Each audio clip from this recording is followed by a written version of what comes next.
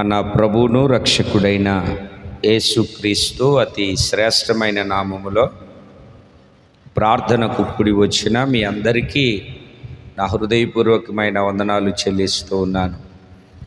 అందరికీ వందనాలు.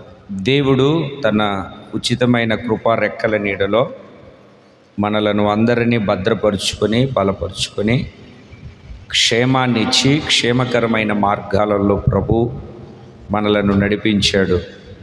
మనలను నడిపించిన కృపగలిగినటువంటి దేవునికే మహిమ కలుగును గాక. ఆమేన్. దేవుని సన్నిధికి చేరి వచ్చినటువంటి దేవుని బిడ్డలారా, మహోపకారి అయినటువంటి దేవుడు తన మహత్తు కలిగినటువంటి మాట చేత మనలను అందరినీ ఆయన సన్నిధిలో నిలబెట్టుకున్నాడు. ఆయన సన్నిధిలో మనలను అందరినీ నిలబెట్టుకున్న సర్వోన్నతుడైనటువంటి దేవుడు సకలము చేయగలుగుటకు కృపగలిగినటువంటి దేవుడు శక్తిమంతుడై ఉన్నాడు. అందుకే ఆయన పేరు సర్వశక్తిమంతుడు. కొంతమందికి కొన్నిటి విషయంలోనే శక్తి ఉంటుంది, కొంతమందికి కొన్నిటికి మాత్రమే శక్తి అధికారం ఉంటుంది. అయితే మన దేవునికి సమస్తము పైన సకలము పైన శక్తి ఉంటుంది. అందుకే ఆయన సర్వశక్తి కలిగినటువంటి దేవుడు. దేవునికి స్తోత్రం కలుగును గాక. హల్లెలూయా. దేవుని వాక్యములో నుండి కొన్ని విషయాలు మనము ధ్యానించుకుందాం. పరిశుద్ధ బైబిల్ గ్రంథములో నుండి కీర్తనల గ్రంథము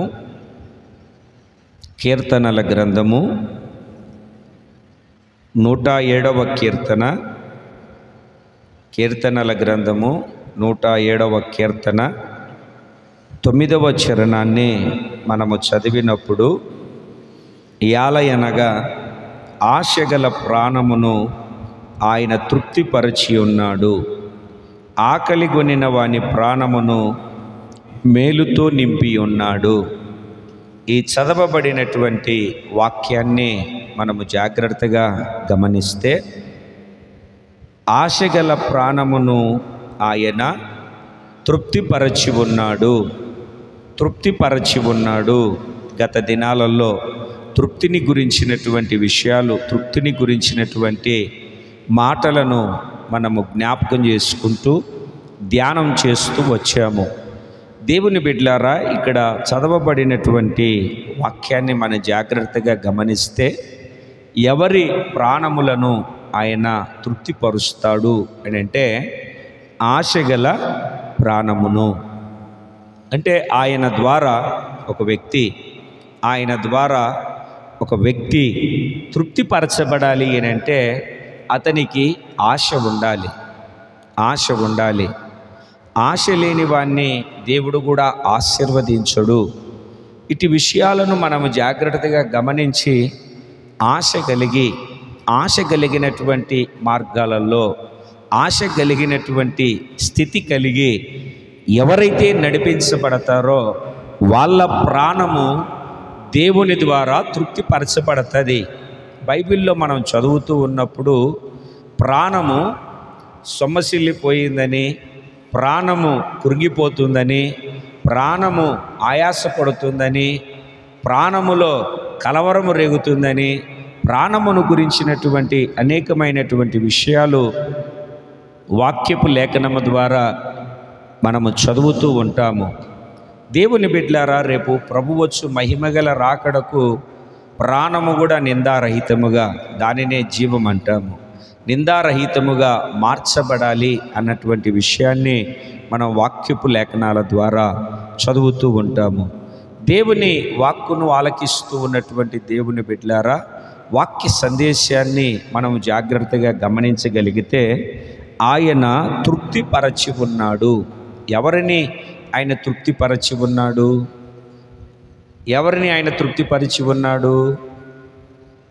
ఎవరిని తృప్తిపరచి ఉన్నాడు? ఆశగల ప్రాణము కలిగినటువంటి వాళ్ళను. అంటే వాళ్ళ ప్రాణములో ఒక ఆశ. ఇప్పుడు ఒక్కొక్కరికి ఒక్కొక్క రకమైనటువంటి ఆశ ఉంటుంది. అందరికీ ఒకే ఆశ ఉంటుందా? అందరికీ ఒకే ఆశ ఉంటుందా? ఒక్కొక్కరికి ఒక్కొక్క రకమైన ఆశ ఉంటుంది. కొన్ని సందర్భాల్లో చిన్న చిన్న ఆశలు మన జీవితంలో నెరవేర్చబడుతూ ఉంటాయి. కొన్ని ఆశలు మధ్యలోనే ఆగిపోయి ఉంటాయి. కొన్ని ఆశలు ఎంత ఆశపడినా నిరాశలైపోయి ఆశకు ఏమిటండి మనము పడ్డ ఆశను నెరవేర్చుకోలేక తహతహలాడుతూ ఉంటాము ఆశ నెరవేర్చబడక. ఇక్కడ వాక్యాన్ని మనం గమనించినప్పుడు, చదివినప్పుడు ఆశగల ప్రాణమును తృప్తిపరిచేవాడు దేవుడు. దేవునికి స్తోత్రం కలుగునుగాక. మనము ఏది అడిగినా ఆయన ఇస్తాడు. అయితే వాక్యం ఏం చెప్తుంది అంటే మనము అడిగేది ఆయన చిత్తానుసారంగా అడగాలి. ఎలాగ అడగాలండి? ఆయన చిత్తానుసారంగా అడగాలి. ఆయన చిత్తానుసారంగా మనం అడిగినది ఆయన ఖచ్చితంగా ఇస్తాడు. మీకు ఏది ఇష్టమో అడగండి, అది నేను మీకు ఇస్తాను అని తన మాటతో మనలను ధైర్యపరుస్తున్న కృపగలిగినటువంటి యేసయ్య గొప్ప దేవుడు, చాలిన దేవుడు, సర్వశక్తి కలిగినటువంటి దేవుడు. కనుక ఈరోజు దేవుని సన్నిధికి చేరి వచ్చి ఉన్నటువంటి దేవుని బిడ్డలారా, ఆశగల ప్రాణమును ఆయన తృప్తిపరచి ఉన్నాడు. ఎలాగ ఆయన తృప్తిపరుస్తాడు? ఆయన ఏ విధంగా మనలను తృప్తిపరుస్తాడు? మనలను ఆయన తృప్తిపరిచే విధానం ఏమిటి చూద్దాం ఒకసారి. పరిశుద్ధ బైబిల్ గ్రంథంలో కొన్ని విషయాలను మనము జ్ఞాపకం చేసుకుందాం. పరిశుద్ధ బైబిల్ గ్రంథంలో ఈ కీర్తనల గ్రంథములోనే కొన్ని విషయాలు ఈ రాత్రి మన ధ్యానము నిమిత్తమై ఆయన తృప్తిపరిచేది ఎలాగా. ఆశగల ప్రాణాన్ని తృప్తిపరిచి ఉన్నాను అన్నాడు కదా. ఎలాగ తృప్తిపరుస్తున్నాడు? ఏ విధంగా తృప్తిపరుస్తున్నాడు? కీర్తనల గ్రంథంలో 81వ కీర్తన 16వ చరణాన్ని మనము చదివినప్పుడు, అతి శ్రేష్టమైన గోధుమలను అనుగ్రహించి నేను వారిని పోషించుదును, కొండ తేనెతో నిన్ను తృప్తిపరచుదును. కొండ తేనెతో నిన్ను తృప్తిపరచుదును. కొండ తేనెతో. ఇక్కడ మీరు కొండ తేనెతో దేవుడు మనలను తృప్తిపరుస్తాడు. దేవుని మాటను ఆలకిస్తూ ఉన్నటువంటి దేవుని బిడ్డలారా, తేనె అని అంటేనే మధురమైనది, రుచికరమైనది. అది ఏదో ఈ రోడ్ల మీద దొరికే తేనె కాదు. రోడ్ల మీద దొరికే తేనె కలుషితమై ఉంటుంది, దుమ్ము ధూళి బట్టి ఉంటుంది. ఏ తేనెతో దేవుడు మనలను తృప్తిపరుస్తాను అంటున్నాడు అని అంటే కొండ తేనె. అంటే ఒక మాటలో చెప్పాలంటే దాన్ని ఎవరు ముట్టి ఉండరు, దాన్ని ఎవరు పట్టుకొని ఉండరు. కొండ తేనెతో, ఆ కొండలో వివిధ రకాలైనటువంటి చెట్లు, ఆ చెట్లకు వచ్చినటువంటి పువ్వులు, ఆ పువ్వులో ఉన్నటువంటి మకరందాన్ని ఈ తేనెటీగలు జుర్రుకొని తీసుకొని వెళ్ళి అది తన తేనెను ఒక చోట స్టోర్ చేసుకుంటూ ఉంటున్నటువంటి స్థితి. దేవుని మాటను ఆలకిస్తూ ఉన్నటువంటి దేవుని బిడ్డలారా, ఈ కొండ తేనెతో మనలను తృప్తిపరుస్తాడు. తేనె అని అన్నప్పుడు మనము గుర్తుపట్టాలి, మధురమైనటువంటిది. దాంట్లో ఏ విధమైనటువంటి కల్తీ లేని ఒక మధురమైనటువంటి స్థితితో దేవుడు మనలను తృప్తిపరుస్తాడు. చూడండి, చేదుకు వ్యతిరేకంగా ఉన్నది ఏది అని అంటే తీపి. ఆ తీపి కొన్ని వాటిలో నుండి మనకు వస్తుంది. చెరుకు ద్వారా తీపి, పంచదార ద్వారా తీపి, బెల్లము ద్వారా తీపి, ఇట్లా కొన్ని పదార్థాల ద్వారా మనకు తీపి వస్తుంది, మనం తయారు చేసుకున్నది. అయితే సృష్టి ధర్మము చొప్పున, క్రమము చొప్పున తయారు చేయబడినటువంటి తీపి వస్తువు తేనె. దీన్ని నమలాల్సిన అవసరము లేదు. చెరుకులో కూడా తీపి ఉంటుంది, కాకపోతే దాన్ని గట్టిగా కొరకాలి, నమలాలి. ఈ తేనెను నమలన అవసరం లేదు. ఒక చుక్కను ఏమిటంటే స్పూన్తో కానీ లేకుంటే వేలుతో కానీ దాన్ని జుర్రుకుంటూ ఉంటాము. తేనె మధురమైనది, తేనె మధురమైనటువంటిది. పరిశుద్ధ బైబిల్ గ్రంథంలో మనము నయోమిని చూస్తాము. ఋతు గ్రంథములో నయోమి అన్నటువంటి మాటకు అర్థము చక్కగా ఉంది. ఏమని ఉంది? మధురము, మధురము. ఆమె బెత్లెహేముకు తిరిగి వచ్చినప్పుడు ఆమెను చూసిన వాళ్ళు, ఆమెను గుర్తుపట్టిన వాళ్ళు, నయోమి వచ్చావా, దేవుడు నిన్ను ఇక్కడికి తీసుకొని వచ్చాడు అని కుశల ప్రశ్నలు ఆమెను అడుగుతూ ఉన్నప్పుడు ఆమె మాట్లాడినటువంటి మాట ఏమిటో తెలుసా? నన్ను నయోమి అనొద్దు, నేను మధురాన్ని కాదు, నన్ను నయోమి అనొద్దు, నేను మారాను, నన్ను చేదు అనండి అంటుంది.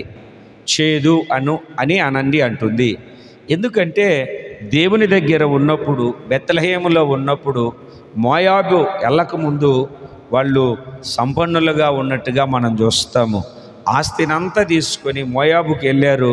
అక్కడ చేదును అనుభవించారు.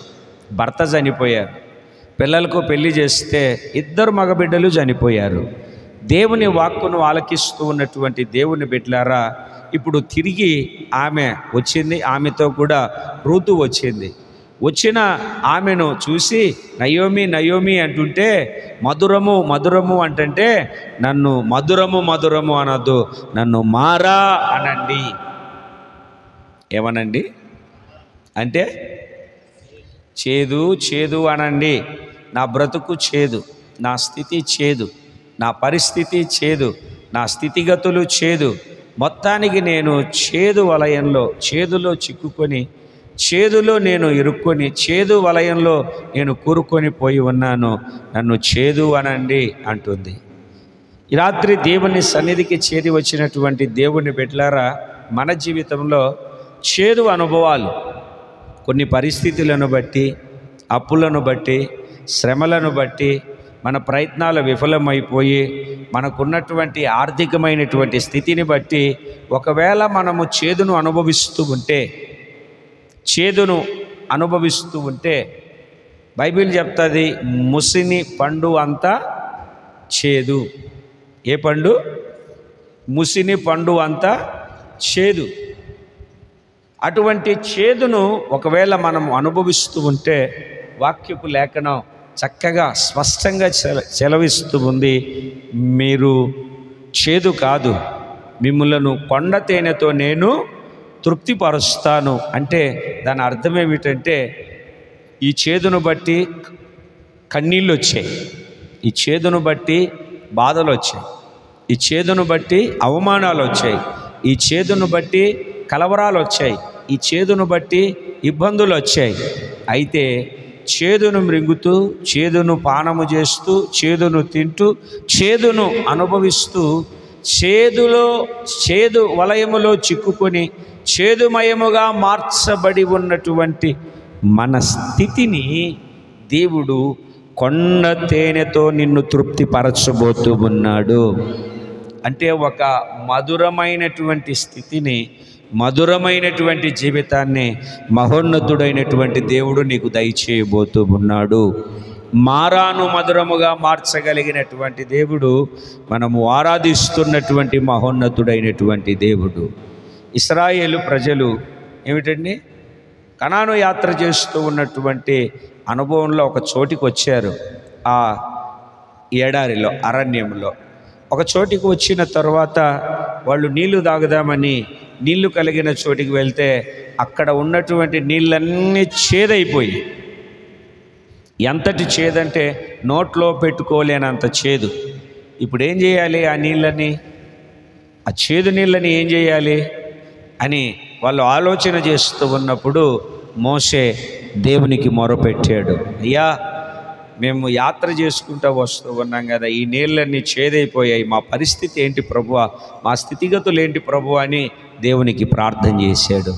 ప్రార్థన చేసిన వెంటనే దేవుడు ఒక చక్కటి పరిష్కారాన్ని చూపించాడు ఆయనకు. ఏమిటంటే పలానా చోట చెట్టు ఉంది, ఆ చెట్టును నరికి తీసుకొచ్చి నీళ్ళల్లో వేయమన్నాడు. అంటే చెట్టును నరికిది నీళ్ళల్లో వేస్తే చేదు పోతుందా? నేనేమన్నా పిచ్చోని అనుకుంటున్నావా? మాకేమన్నా బుర్ర లేదనుకుంటున్నావా? మేమేమన్నా అమాయకులం అనుకుంటున్నావా అని మారు మాట మాట్లాడలే.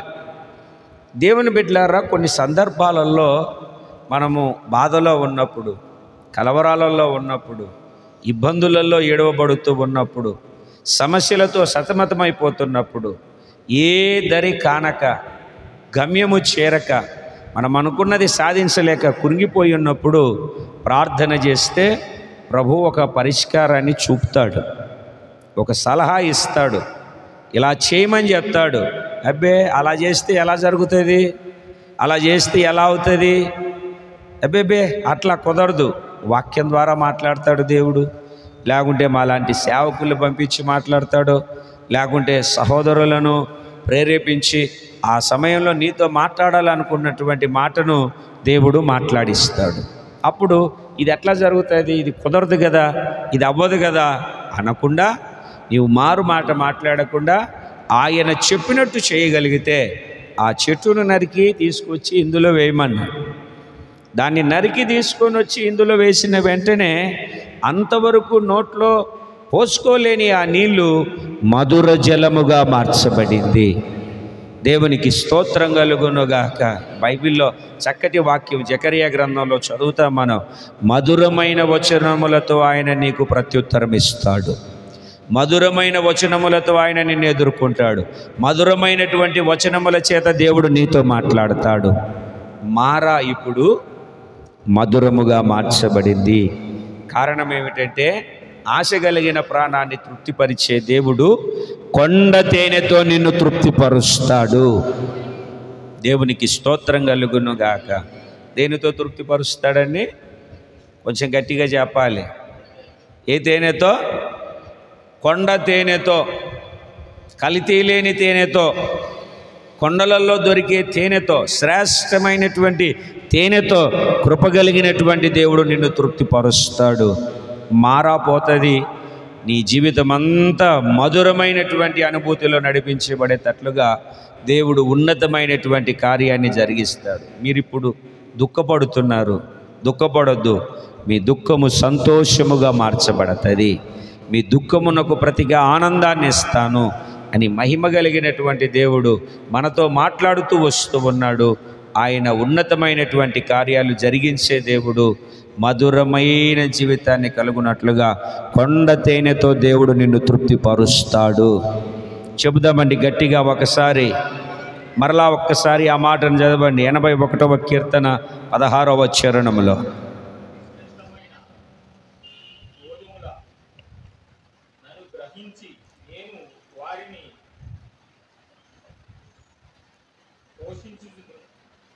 చదువు చదువు.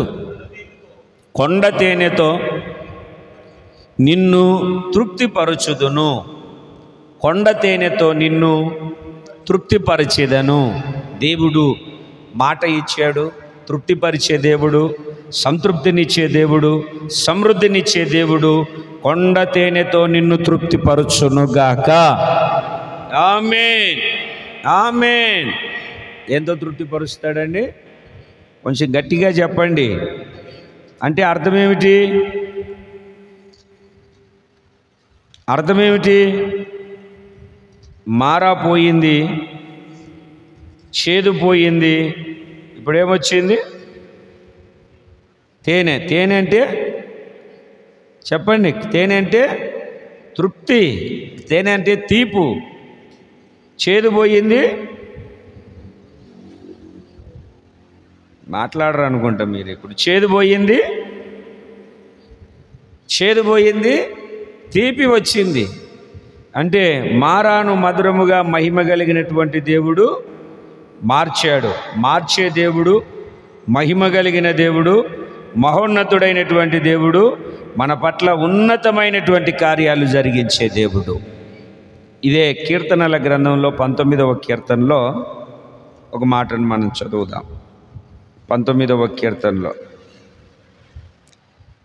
8వ వాక్యాన్ని చదివితే, యెహోవా నీ ఉపదేశములు నిర్దోషమైనవి, అవి నా హృదయమును సంతోషపరచును. యెహోవా ఏర్పరిచిన ధర్మము నిర్మలమైనది, అది కన్నులకు వెలుగునిచ్చును. అలా చదువుకుంటూ వస్తే 10వ వాక్యములో అవి బంగారముల కంటేను విస్తారమైన మేలిమి బంగారముల కంటేను కోరదగినవి, తేనె కంటేను జుంటి తేనె దారల కంటేను మధురమైనవి. జుంటి తేనె దారల కంటే మధురమైనవి. ఏంటి? ఉపదేశం. అంటే కొండ తేనెతో నిన్ను తృప్తిపరుస్తానంటే ఉపదేశం, అంటే వాక్యముతో, ఉపదేశ క్రమములో ఆయన ఉపదేశించి మంచి ఉపదేశము ద్వారా, ఆరోగ్యకరమైనటువంటి ఉపదేశము ద్వారా చేదు అనుభవాన్ని ఆయన మధురముగా మార్చబోతున్నాడు. చేతులు పైకెత్తి గట్టిగా దేవునికి స్తోత్రం చెప్పుదాం. హల్లెలూయా. మరొక విషయాన్ని నేను మీకు జ్ఞాపకం చేస్తాను, ఎలా ఆయన మనలను తృప్తిపరుస్తాడు. 103వ కీర్తన 103వ కీర్తన 5వ చరణాన్ని మనము చదివినప్పుడు, పక్షిరాజు యవ్వనము వలె నీ యవ్వనము కొరతదగుచుండునట్లు మేలుతో నీ హృదయమును తృప్తిపరుచుచున్నాడు. మేలుతో నీ హృదయమును తృప్తిపరచుచున్నాడు. మొదటిది, కొండ తేనెతో దేవుడు నిన్ను తృప్తిపరిచాడు, అంటే ఉపదేశము ద్వారా దేవుడు తృప్తిపరిచాడు. ఇప్పుడు మనం ఏమని చదువుతున్నాము అని అంటే, మేలుతో నీ హృదయాన్ని తృప్తిపరుచుచున్నాడు. కీడుతో కాదండి, చెప్పాలి కొంచెం నోరు తెరిచి. మేలుతో. ఇంతవరకు భూలోకములో ఉన్న ఎవరైనా, నేనైనా మీరైనా ఎవరైనా ఏమిటండి, మేలు జరుగుతుంది నీకంటే అబ్బే వద్దు, మాకు అస్సలు వద్దనే వాళ్ళు ఉన్నారా? మేలు జరుగుతుంది అని అంటే మనం ఎవరమన్నా కాదంటామా? ఇప్పుడు మీకే మేలు జరుగుతుంది, మేలు కావాలి అని అంటే అన్నారనుకోండి, వద్దంటారా? అసలు మనం ఎంతమందికి కీడు చేసినా నాకు మాత్రం నేనేం కావాలనుకుంటాను? నేను కీడు చేసినా నాకు మేలే కావాలనుకుంటాను. దేవుని బిడ్డలారా, వాక్యాన్ని జాగ్రత్తగా గమనించండి. మేలుతో నీ హృదయాన్ని దేవుడు తృప్తిపరుస్తాడు, తృప్తిని కలగజేస్తాడు. అంటే నువ్వు కీడును, నష్టాన్ని, ఏమిటండి, ఇబ్బందిని అనుభవిస్తూ ఉన్నటువంటి నీ జీవితంలో కృపగలిగినటువంటి దేవుడు ఏం కలగజేయబోతున్నాడు అని అంటే మేలుతో నీ హృదయాన్ని తృప్తిపరుస్తాడు. మేలు చేస్తాడు, మేలుతో హృదయాన్ని తృప్తిపరుస్తాడు.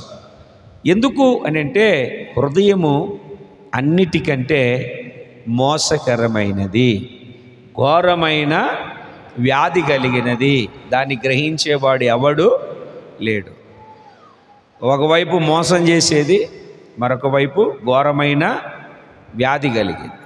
మోసకరమైనది, ఘోరమైన వ్యాధి కలిగినటువంటి హృదయాన్ని దేవుడు ఏం చేయబోతున్నాడు? దేవుడు ఏం చేస్తాడు అని అంటే తృప్తిపరుస్తాడు. ఏం చేస్తాడండి? తృప్తిపరుస్తాడు. తృప్తి, సంతృప్తి, సమృద్ధిని దేవుడు కలగజేస్తాడు. ఆయన మేలు చేసే దేవుడు, ఆయన కీడు చేసే దేవుడు పొరపాటున కానే కాదు. ఆయన చేసే మేలు అమోఘమైనది, ఆయన చేసే మేలు అద్భుతమైనటువంటిది. ఆయన మేలు చేస్తే ఆశ్చర్యకరముగా ఉంటుంది. కొన్ని సందర్భాలలో మనకు నష్టము కలిగినట్టుగానే ఉంటుంది, కొన్ని సందర్భాలలో మనం అన్నీ పోగొట్టుకున్నట్టుగానే ఉంటుంది, కొన్ని సందర్భాలలో ఇబ్బంది కలిగినట్టుగానే ఉంటుంది. అది మన మేలు కోసమే జరుగుతుంది. రోమాపత్రిక 8వ అధ్యాయము 28వ వాక్యాన్ని చదవండి. రోమాపత్రిక 8వ అధ్యాయము 28వ వాక్యాన్ని చదవండి. దేవుణ్ణి ప్రేమించు వారికి, అనగా ఆయన సంకల్పము చొప్పున పిలువబడిన వారికి మేలు కలుగుటకై సమస్తమును సమకూడి జరుగుచున్నవని ఎరుగుదుము. మేలు కలుగుటకై దేవుడు సమస్తమును సమకూర్చి జరిగించుచున్నాడు. కింద ఫుట్ నోట్లో ఏం జరగడానికి జరిగిస్తున్నాడు? మేలు కలగడానికి. ఇప్పుడు మేలంటే మనకున్నటువంటి భావం అర్థం ఏమిటంటే అన్నీ కలిసి రావడం కదండి. మనకున్నటువంటి భావం ఏమిటి? అన్నీ కలిసి రావడం, అన్నీ సమకూర్చబడడం. అయితే వాక్యం ఏం చెప్తుంది? మేలు జరగడము అని అంటే అన్నీ కలిసి రావడమే కాదు, ఒక్కొక్కసారి నష్టము కూడా నీకు పెద్ద మేలును తీసుకొని వస్తుంది. నష్టము కూడా నీకు ఒక పెద్ద మేలును తీసుకొని వస్తుంది.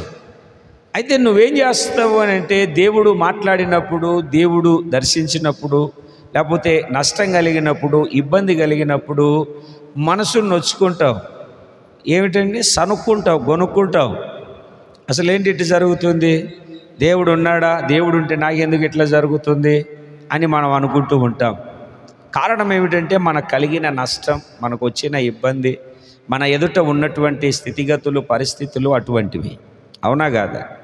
అయితే వాక్యం ఏం చెప్తుందంటే నీకు మేలు కలగడానికి సమస్తమును సమకూడి జరిగిస్తున్నాడు దేవుడు. సమస్తమును సమకూడి జరిగిస్తున్నాడు దేవుడు. ఆ క్రమములో మనము బాధపడుతూ ఉంటాము, ఇబ్బంది పడుతూ ఉంటాము. అందుకని మనకు ఏం జరిగినా, ఏది జరిగినా మేలు కొరకే జరుగుతుంది. మీకు అర్థమయ్యేటట్టుగా ఒక మాట నేను జ్ఞాపకం చేస్తాను. మా పాస్టర్ గారు చెప్తూ ఉండేవాడు, చాలా సంవత్సరాల కిందట, ఆయనే మేము వెళ్ళేసరికి ఆయన బాగా ముసలాయన, అంటే చాలా సంవత్సరాల కిందట జరిగిన మాట. దేవుని బిడ్డలారా, ఒక సేవకుడు ఆ ప్రాంతానికి వెళ్ళి సేవను ప్రారంభించాడు. కొద్ది కొద్దిగా ఒక 25-30 మంది దేవుని యొక్క మందిరానికి రావడం ప్రారంభించారు. ఆ ప్రాంతంలో కరువు వచ్చిందని చెప్పేసి అందరూ వేరే వేరే గ్రామాలకు నిలవకు పనిచేసుకోవడానికి వెళ్తూ ఉంటే ఒక వ్యక్తి పాస్టర్ గారి దగ్గరికి వచ్చి, అయ్యా నా దగ్గర కొంత డబ్బు ఉంది, సంఘాన్ని మందిరాన్ని విడిచిపెట్టి వెళ్ళడం నాకు ఇష్టం లేదు, నేనేం చేయాలో కాస్త ప్రార్థన చేసి నాకు చెప్పండి అయ్యా అని అడిగాడు. అడిగితే సరే నాయనా, ఈ రాత్రి ప్రార్థన చేసి కనిపెట్టి రేపు చెప్తానులే, మీరు వెళ్ళి రేపు ఉదయం వచ్చేసేయండి అన్నాడు. వెళ్ళిన తర్వాత ఉదయం వచ్చిన తర్వాత అయ్యగారు ఏం చేయమంటారు అన్నాడు. ఆయన అన్నాడు, నువ్వేం చేయాలనుకుంటున్నావంటే, ఏం లేదు, ప్యాసింజర్లకు అటు ఇటు తిరుగుతూ ఉంటారు కదా, జనాలు అటు ఇటు నడుస్తూ వస్తున్నారు కదా, ఒక గుర్రబండి, అంటే అప్పుడు ఆటోలు కార్లు లేవు, ఆటోలు ఈ వెహికల్స్ ఈ బస్సులు పెద్దగా లేవు. ఈ గుర్రబండితోనే, లేకుంటే ఎడ్ల బండ్లతోనే ఏవో సరుకులు జారేయడం, గుర్రబండ్లతో మనుషులను జారేయడం చేసేది. దేవుని బిడ్డలారా, గమనించిన గుర్రబండిని పెట్టుకుంటే బాగుంటుందేమో అన్నాడు. సరే అలాగే చేయని, ఆయన దగ్గర గుర్రం కొనడానికి డబ్బు ఉంది, బండి కొనడానికి కాస్త అప్పు చేసి బండిని చేయించుకున్నాడు. ఇక ఆ మెయిన్ రోడ్ నుండి ఊర్లోకి ఒక 3-4 కిలోమీటర్లు ఉంటే అక్కడుంటే ఇక్కడికి జనాల్ని జారేసేవాడు. అంటే ఆ బస్సు వచ్చినప్పుడు అప్పుడు జనాల్ని తోడుకునేవాడు. మొత్తానికి అతని అప్పు తీరిపోయింది. ఒకరోజు ఆ గుర్రాన్ని కడుగుదామని కాలువలోకి తీసుకెళ్ళి దాన్ని కడిగాడు, అంత శుభ్రం చేసాడు. సరే నేను కూడా మొహం కడుక్కుందాం, ఇందాక గుర్రాన్ని కడిగాను కదా, నా మొహం కూడా కడుక్కుందామని ఇటు తిరిగి మొహం కడుక్కునే లోపల మరి దానికి ఎట్లా తెలిసిందో, దాన్ని దేనికి కట్టేలా ఆ తాడు పట్టుకోలే, వదిలేసాడు, అది పారిపోయింది ఆయనకు కనపడకుండా. అది ఎక్కడికి వెళ్ళిందా అని ఆ ప్రాంతం అంతా తిరిగాడు. రాత్రి దాకా ఇంటికి వచ్చాడు, రాత్రి చెవులు ఉప్పుకుంటూ. ఇంటికి వచ్చేసరికి భార్య గుర్రం ఏదంటే పోయిందన్నాడు. తెల్లారేసరికి ఆ మాట అందరికీ తెలిసింది. అందరూ వచ్చి అడగడం, నీ గుర్రం పోయిందంట కదా. మరి కొంతమంది అయితే నువ్వు ప్రార్థనకి వెళ్తావు కదా, నీ గుర్రం కూడా పోయిందా, నీ గుర్రం కూడా పోయిందా అని ఎటకరించి వెటకారంగా ఎక్కిరించి మాట్లాడుతూ ఉంటే ఏం చేయాలో అర్థం కాక ఎవరు లేకముందే ఆ గుడ్డలో అన్నం కట్టుకొని వెళ్ళి అందరూ పడుకున్న తర్వాత వచ్చేవాడు. ఒక వారం రోజులు ఎతికాడు. దేవునికి స్తోత్రం, దేవుడు ఇస్తే స్తోత్రం, ఇవ్వకపోతే స్తోత్రం అని అలాగనే ఉన్నాడు. ఈ గుర్రం వెళ్ళిపోయిన 10 రోజులకి ఏం చేసిందంటే ఇంకొక గుర్రాన్ని, అడవి గుర్రాన్ని ఎంటబెట్టుకొని వచ్చింది ఇంటికి. ఏం చేసింది? ఇంకొక గుర్రాన్ని తీసుకొచ్చింది. ఇప్పుడు నేనేమంటానంటే ఆ గుర్రం 10 రోజులు కనబడకుండా పోవటం మంచిదంటారా చెడ్డదంటారా? చెప్పరేంటండి మీరు? కనబడలేదు మీకు కూడా ఇలా జరుగుతుందని వాళ్ళ మాటలని మనం కూడా ఏమిటండి తప్పిపోతే ఎట్లా ఉండేది? మంచిదంటారా చెడ్డదంటారా? ఏం మాట్లాడట్లేదు మీరు, అదే నా బాధ. మేలే జరిగింది కదా, మేలు జరిగిందా చెడు జరిగిందా? ఇక ఏం చేసాడంటే ఇంకొక గుర్రం కూడా వచ్చింది కదా అని ఇంకొక గుర్రం బండి చేయించి అట్లా కుర్రోడు ఉన్నాడు, చదివాడు కానీ పని పాట లేకుండా తిరుగుతూ ఉంటాడు వీధిలో మడి. ఆడికి గుర్రం బండి తోలేది, ఈ కొత్త గుర్రానికి బండిని అలవాటు చేసి వాళ్ళ నాన్న అక్కడుంటే ఈడిక్కడ ఉంటాడు, ఈడిక్కడ ఉంటే వాళ్ళ నాన్న, వాళ్ళిద్దరే ఇంకా ఊర్లో ఏమిటండి 5 కిలోమీటర్ల మెట్ట దగ్గర నుండి తోలుతూ ఉన్నారు. మరలా కాలువకి వెళ్ళిపోయారు గుర్రాలను గడగడానికి. ఈసారి తాడు వదిలిపెట్టలేదులేండి, గట్టిగా పట్టుకొని ఉన్నారు. మొత్తానికి ఆ కొత్త గుర్రం నీళ్లు పడేసరికి, కడిగేసరికి ఏం చేయాలో అర్థం కాక ఎగిరి ఒక తన్నుదంతే కొడుకు కాలు ఇరిగిపోయింది. కొడుక్కి కాలు ఇరిగిపోయింది. ఏంట్రా బాబు గుర్రం పోయింది అనుకుంటే ఇంకో గుర్రాన్ని తెచ్చాం, అది తీసుకొని వచ్చాం, మంచిది అనుకుంటే ఈ కుర్రోడి కాలు ఇరగొట్టేసింది ఏంటని ఆ గుర్రాన్ని పొడిచి కొట్టి పారతోలితే ఎట్లుండేదో కదా, అట్లా చేయలే. హాస్పిటల్కి తీసుకెళ్ళి కట్లు కట్టి ఆ కొంగ మన యాంగర్కు సొక్క తగిలిస్తాను చూడు, ఆ కాళ్ళని అట్లా తగిలించి పెట్టారు. వాడికి ఆ కాలు ఎరిగిన 4 రోజులకి ఆ దేశంలో పెద్ద యుద్ధం జరిగింది. రాజుగారు ఆ ఊర్లో 18 సంవత్సరాల నుండి 30 సంవత్సరాల లోపు ఎవరున్నా అందరినీ తీసుకొచ్చేసేయమని ఆర్డర్ ఇచ్చేసారంట. ఈ ఊర్లో నుండి 18 సంవత్సరాల నుండి 35 సంవత్సరాల వయసు ఉన్నటువంటి వాళ్ళందరూ యుద్ధానికి వెళ్ళారు. ఒక్కడో తిరిగి రాలే, అందరూ సచ్చి శవాలై వచ్చారు. ఇప్పుడు ఆ కుర్రోడికి కాలు ఎరగడం మంచిదంటారా కాదంటారా? కాలు ఎరిగిన వాడిని యుద్ధానికి తీసుకెళ్తారా? అంటే దేవుడు ఏం చేసినా తప్పుగా అనుకోవద్దు. నన్ను ఏం చేసినా అంటే ఒక్కొక్కసారి మనకు నష్టం కలిగినప్పుడు, ఇబ్బంది కలిగినప్పుడు ఒక్కొక్కసారి నా ద్వారానే ఇబ్బంది రావచ్చు, లేదంటే మీ పక్కవారి ద్వారానే ఇబ్బంది రావచ్చు. అది దేనికోసం చెప్పాలండి? దేనికోసం? మేలు కోసమే. ఏది జరిగినా, ఎందుకంటే మనం దేవుని కృపలో ఉన్నాం, మనం దేవుని చిత్తములో ఉన్నాం, మనం దేవుని ఆలోచనలో ఉన్నాం. అందుకే ఏది జరిగినా మేలు కొరకై, ఏది జరిగినా మేలు కొరకే.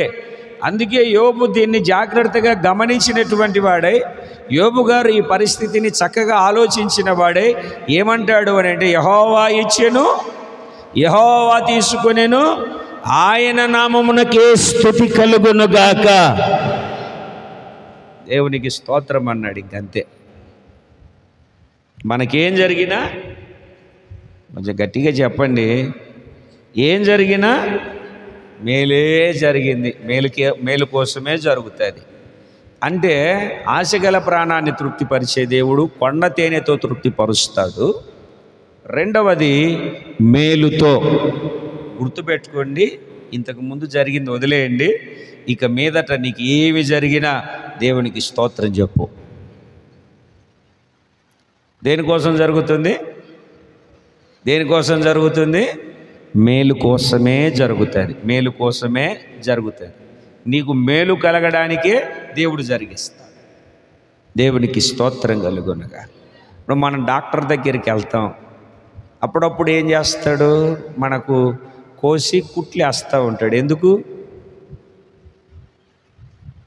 ఎందుకండి? మేలు కోసమా కీడు కోసం? అమ్మో డాక్టర్ దగ్గరికి వెళ్తే కోసేసాడు, దుర్మార్గుడు, పనికిమాలినాడు అంటామా? మరి ఆయన పరమ వైద్యుడు కదా. ఒక మనిషే, ఒక వైద్యుడే అలా చేస్తే పరమ వైద్యుడైనటువంటి మన యేసయ్య ఇంకెంత మేలు చేస్తాడు.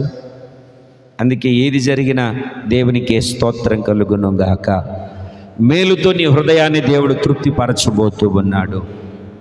ఇంకొక మాటను కూడా నేను మీకు దేవుని వాక్యంలో జ్ఞాపకం చేస్తాను. కీర్తనల గ్రంథంలోనే 147వ కీర్తన,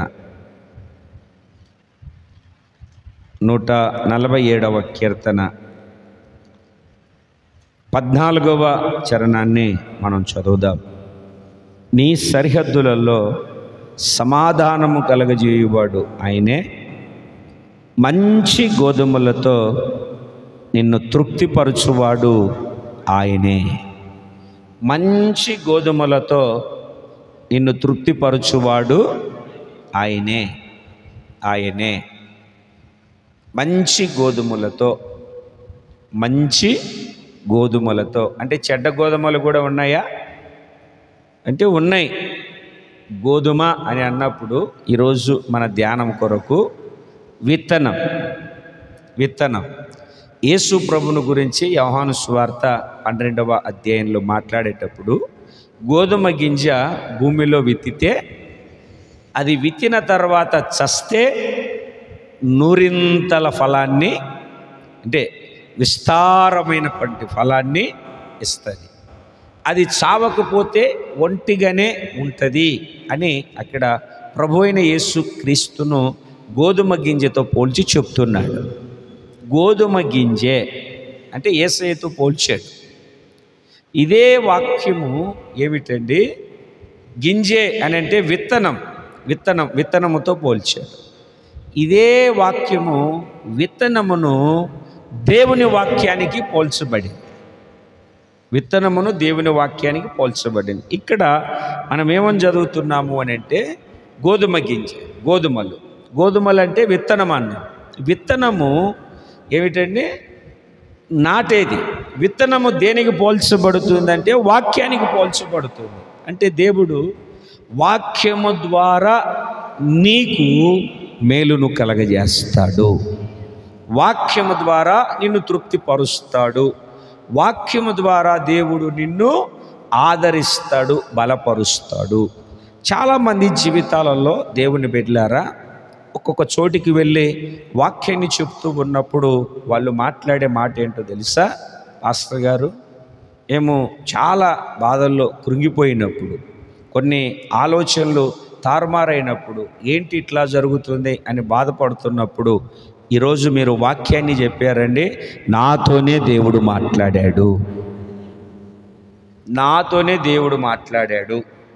మరి మీతో దేవుడు మాట్లాడారో మీరు ఎప్పుడూ నాకు చెప్పలేదు, కానీ నాతో చెప్పిన వాళ్ళు చెప్పిన మాటను బట్టి మీకు చెప్తున్నాను. అంటే వాక్యం ద్వారా దేవుడు ఏం చేస్తాడు? తృప్తిపరుస్తాడు. మాట్లాడతాడు, తృప్తిపరుస్తాడు. మాట్లాడి తృప్తిపరిచినటువంటి మహోన్నతుడైనటువంటి దేవుని ఉన్నతమైనటువంటి కార్యాలు నిశ్చయముగా మనం పొందుకోగలుగుతాము. మంచి గోధుమలతో. గోధుమలు అని అన్నప్పుడు ఆహారం. గోధుమలు అని అన్నప్పుడు ఆహారం. ఇప్పుడు మనము శారీరకమైనటువంటి ఆహారాన్ని తింటామా, మానేస్తామా? మీరు ఏదో ఒకటి అంతో ఇంతో కొంత తినేసి వచ్చారు కదండి. అట్లాగనే వచ్చారా? తినేసి వచ్చారా, తినకుండా వచ్చారా? అసలు ఎప్పుడు ఏం తినరా మీరు? పొద్దున్నుంచి వెళ్ళిన తర్వాతనన్నా తింటారుగా. ఒక ఆయన అడిగాను, ఎట్లా ఉపవాసం ఉంటావంటే, ఏం లేదండి మధ్యాహ్నం తినేస్తాను, ప్రార్థనకు వస్తాను, ఇంటికి వెళ్ళి అదే ఆయన ఉపవాసం. మనమే కాదంటాం, ఆయన బలవంతం ఏం చేయము. అట్లా మీరు ఇంటికి వెళ్ళిన తర్వాతనైనా తింటారు కదా. ఎందుకు? బలం కోసం. తినకపోతే చస్తామనే భయం. ఇప్పుడు వాక్యం ఏం చెప్తుంది అని అంటే, ఏలియా దగ్గర ఏలియా అడవిలోకి వెళ్ళి ఒక బదరీ వృక్షం దగ్గర, ఒక బదరీ వృక్షం కింద ప్రార్థన చేసుకొని పడుకున్నాడు. దేవదూత వచ్చి ఏమిటంటే నిప్పుల మీద కాల్చబడిన రొట్టె నీళ్ళ బుడ్డి పెట్టి ఆయన లేపింది. లేపిన తర్వాత రొట్టె తిన్నాడు. తిని మళ్ళా పడుకున్నాడు. మరలా లేపి, ఇదిగో ఇప్పుడు శక్తికి మించిన ప్రయాణం ఉంది, తినేసేయి, ఈ రొట్టె తిని నీళ్లు తాగమన్న. రొట్టె తిని నిప్పుల మీద కాల్చబడిన రొట్టెని తిని నీళ్లు తాగాడు. నీళ్లు తాగిన తర్వాత 40 రాత్రులు 40 పగళ్ళు ఆ భోజనపు బలం చేత హోరేబు పర్వతానికి వెళ్ళాడు. ఒక పూట భోజనం ఎన్ని దినాలకు బలాన్ని ఇచ్చింది? దేవదూతలు పెట్టిన ఆహారం ఎన్ని రోజులకి ఇచ్చింది? 40 రోజులకు బలాన్ని ఇచ్చింది. 40 రాత్రింబగళ్ళు నడుచుకుంటూ వెళ్ళాడు. నడుచుకుంటూ వెళ్ళాడు 40 రాత్రింబగళ్ళు. మామూలుగా అయితే నడిచేవాళ్ళు, పనిచేసేవాళ్ళు రాత్రింబగళ్ళు చేస్తారు 40 రోజులు. ఒకవేళ పని జరుగుతుందంటే షిఫ్టులు ఉంటాయి, 16 గంటలకే షిఫ్టులు ఉంటాయి. 40 రాత్రింబగళ్ళు నడుచుకుంటూ వెళ్ళిపోయాడు. హోరేబు పర్వతానికి చేరాడు. కారణం ఏమిటంటే భోజన బలము చేత ఆ రొట్టె నీళ్లు, నిప్పుల మీద కాల్చినటువంటి రొట్టె నీళ్ళు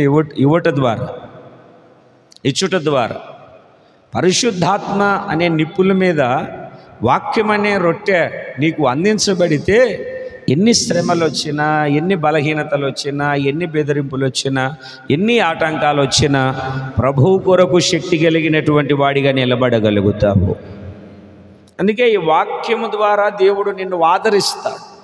వాక్యము ద్వారా దేవుడు నిన్ను బలపరుస్తాడు. వాక్యము ద్వారా దేవుడు నిన్ను ఒక ఉన్నతమైనటువంటి బలాన్ని ఇచ్చి ప్రతి బలహీనతలను, ప్రతి అపవాది తంత్రాలను, ప్రతి అపవాది శక్తులను ఎదురించగలిగే శక్తిని మీకు అనుగ్రహిస్తాడు. దేని ద్వారా అంటే వాక్యమనే గోధుమల ద్వారా. ఇక్కడేం చదివాం మనము? దేవుని వాక్యాన్ని మంచి గోధుమలతో తృప్తిపరచువాడు ఆయనే. ఏ గోధుమలండి? మంచి గోధుమలు. గోధుమలు ఏమిటంటే ఆహారం. ఈ కడవరి దినాలలో ఉన్నటువంటి మనకు దేవుడు తన మంచి వాక్యం, ఆరోగ్యకరమైన బోధ అని రాస్తుంది బైబిల్లో. మంచి వాక్యం దేవుడు నీకు అనుగ్రహించి, నిన్ను పాడు చేసే వాక్యం కాదు, కలవరపరిచే వాక్యం కాదు. ఏమిటండి? నిన్ను ఒక ఉన్నతమైన స్థితిలో నింపి ప్రభు రాకడకు నిత్య రాజ్యానికి సిద్ధపరిచే జీవము కలిగినటువంటి తన వాక్కుతో నిన్ను బలపరచడానికి మంచి గోధుమలతో కృప కలిగిన దేవుడు నిన్ను తృప్తిపరుస్తాడు. దేవునికి స్తోత్రం కలుగునుగాక. చెడ్డ గోధుమలు కాదు, చెడు గోధుమలు కాదు, మంచి గోధుమలతో దేవునికి స్తోత్రం కలుగునుగాక. చెప్పాలి 2 చేతుల పైకెత్తి సంతోషంగా. Praise the lord. ఇప్పుడు ఒక అతను గోధుమలు విత్తి పడుకున్నాడు. పడుకున్న తర్వాత ఏం జరిగింది అంటే ఏమిటంటే అపవాది వచ్చి గురుగులు విత్తాడు. ఇప్పుడు గురుగులు, గోధుమలు 2 యాజ్ ఇట్ ఈజ్గా ఒకేలాగా ఉంటుంది. మొక్కలు కొంచెం తేడా ఉన్నా యాజ్ ఇట్ ఈజ్ అలాగనే ఉంటుంది. ఇప్పుడు గోధుమల మధ్యలో ఏమి విత్తాడు? గురుగులు. మత్తయి సువార్త 13వ అధ్యాయం చదవండి, మీకు అర్థమవుతుంది.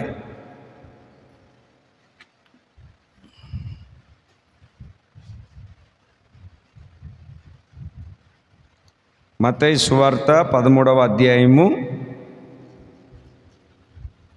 24వ వాక్యం. ఆయన మరి ఒక ఉపమానము వారితో చెప్పెను, ఏమనగా పరలోక రాజ్యము తన పొలములో విత్తనములు విత్తిన ఒక మనుష్యుని పోలి ఉన్నది. చదవండి. మనుష్యులు నిద్రించుచుండగా అతని శత్రువు వచ్చి గట్టిగా గోధుమల మధ్యను గురుగులు విత్తెను. గురుగులు అంటే కలుపు మొక్కలు, అవి కూడా విత్తుతున్నాడు ఆడు. గురుగులు విత్తాడు. ఆయనేమో మంచి పంటను వేసుకున్నాడు. ఆ మంచి పంట మధ్యలో శత్రువు వచ్చి ఏం చేశాడు? కలుపును విత్తాడు. రెండు పెరిగాయి, రెండు ఎదిగాయి. ఎదిగిన తర్వాత రే నాకు తేడా కనపడింది. ఇదేంటిది? గోధుమ. ఇదేమిటి? గురుగు. వాళ్ళు అంటారు, ఆయన దగ్గర ఉన్న పని వాళ్ళు, అయ్యా దాన్ని పీకేస్తాం గురుకులు అంటే. ఇప్పుడు పీకద్దు, ఎందుకంటే దానిని పీకేటప్పుడు ఇవి కూడా, గోధుమలు కూడా పెళ్ళగించబడతాయి. ఉంచు, ఎదగనివ్వండి, అలాగనే ఎదగనివ్వండి. ఆఖరిలో గోధుమలు సపరేట్గా, గురుగులు సపరేట్గా కోసేస్తాం. ఇంక చేసేది ఏం లేదు. అంటే సాతానుగాడి పని ఏమిటి? నువ్వు మంచి పంట తినకూడదు, కల్తీ తినాలి. శత్రువే కదా కల్తీ చేసేది. నువ్వు కల్తీ పంటను తినాలి, నువ్వు కల్తీ తినాలి. కల్తీవి తింటే ఏమైపోతుంది? ఆరోగ్యము పాడైపోతాయి, ఆరోగ్యం నాశనం అయిపోతుంది. అందుకే నువ్వు కల్తీవి తినాలి, కల్తీవి తిని నువ్వు పాడైపోవాలి. ఇది శత్రువు ఆలోచన, ఇది అపవాది ఆలోచన, ఇది అపవాది తంత్రం. అయితే దేవుని ఆలోచన ఏమిటి? దేవుని ఉద్దేశం ఏమిటి? దేవుని చిత్తం ఏమిటంటే మంచి గోధుమలతో నువ్వు తృప్తి పొందాలి. దేవునికి స్తోత్రం కలుగునుగాక. అవి మొలిచి ఎదిగేంత వరకు ఒకేలాగున్నాయి. అలాగనే చాలామందిని సాతానుగాడు వాక్యంతోనే భ్రష్టత్వంలోనికి నడిపిస్తాడు. ఎందుకంటే మంచి మార్గములలో నిత్యరాజ్యం కొరకై ప్రయాసపడి దేవుని యొక్క రాకడకు, రాజ్యానికి సిద్ధపరిచే వాక్యం కాకుండా ప్రలోభాలకు పెట్టి, అర్థమవుతుంది అండి? మా దగ్గరికి వస్తే అది జరుగుతుంది, ఇది జరుగుతుంది, మేము నూనె పోస్తే అది జరుగుతుంది, ఇది జరుగుతుంది. ప్రలోభాలు పెట్టి పరిశుద్ధతలోనికి గాక, పవిత్రతలోనికి గాక, సులువుగా చేసే స్థితిలోనికి నడిపించి, దేవుని బిడ్డలారా వాక్యం సెలవిస్తుంది, మంచి గోధుమలతో దేవుడు తృప్తిపరుస్తాడు. రెండు చేతులు పైకెత్తి స్తోత్రం చెప్పుదాం. చెప్పాలి గట్టిగా, హల్లెలూయా. దేవుని వాక్యాన్ని మనం చదివినప్పుడు ఏలయనగా ఆశగల ప్రాణాన్ని ఆయన ఏం చేసి ఉన్నాడండి? తృప్తిపరచి ఉన్నాడు, తృప్తిపరచి ఉన్నాడు. తృప్తిని పొందుకోవాలి, మనం తృప్తిని అనుభవించాలి, తృప్తి కలిగి జీవించబడాలి. ఎలా మనలను దేవుడు తృప్తిపరుస్తాడు అని అంటే కొండ తేనెతో తృప్తిపరుస్తాడు. గట్టిగా చెప్పండి అమ్మా. కొండ తేనెతో తృప్తిపరుస్తాడు.